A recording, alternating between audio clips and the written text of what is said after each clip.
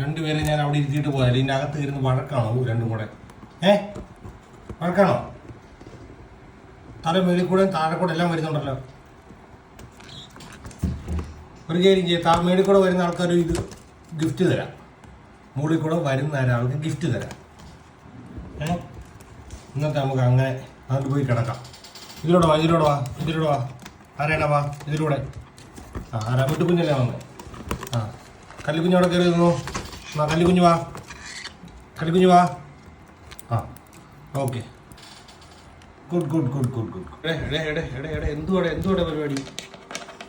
ഒരു സാധനം ഉണ്ടോ മിറ്റു? പിന്നെ തല കുത്തിക്കിട്ട് മിട്ടു തല കുത്തിക്കിട്ട് എറി. അപ്പം എടുത്തോണ്ട് പോകത്തില്ലല്ലോ, തലയിലെറി. അടി വെക്കല്ലേ. അതൊന്ന് അടി വെച്ചോണ്ട് നടക്കണം.